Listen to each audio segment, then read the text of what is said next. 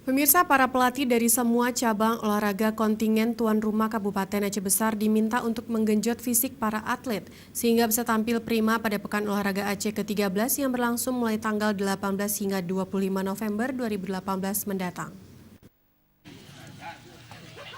Hal itu dikemukakan oleh penanggung jawab sekaligus Ketua Tim Tes Atlet Pora Aceh Besar, Dr. Mansur M. Kes kepada wartawan di Banda Aceh Minggu. Menurut Mansur, untuk memperbaiki kualitas para atlet Aceh Besar, selain tetap terus meningkatkan teknis yang telah dimiliki, perlu menggenjot fisik atlet sesuai dengan cabang olahraga masing-masing dalam sisa waktu yang masih ada. Mansur meminta kerja keras pelatih untuk terus melatih para atlet di bidang fisik dalam menghadapi kompetisi multi-event olahraga 4 tahunan di Aceh pada bulan November mendatang. Dirinya berharap Aceh Besar selaku tuan rumah harus bisa meraih juara umum, sehingga perlu meningkatkan prestasi para atlet terutama fisiknya, teknis, dan mental secara maksimal.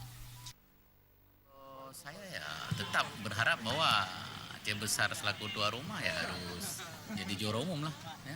Terutama cabang-cabang individu ya. Cabang ini bukan menafi cabang lain tidak, tapi cabang individu kan jumlah medalinya lebih banyak. Kalau cabang permainan itu kan medali masih hanya satu.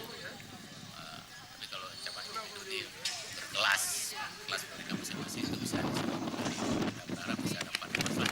Tapi itulah tetap pada prinsip dasar utamanya adalah perbaiki fisik dengan sisa waktu yang ada.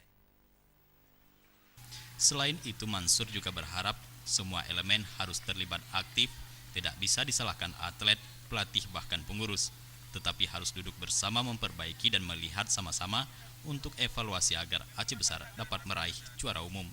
Jufrizal dan Faisal, Aceh TV.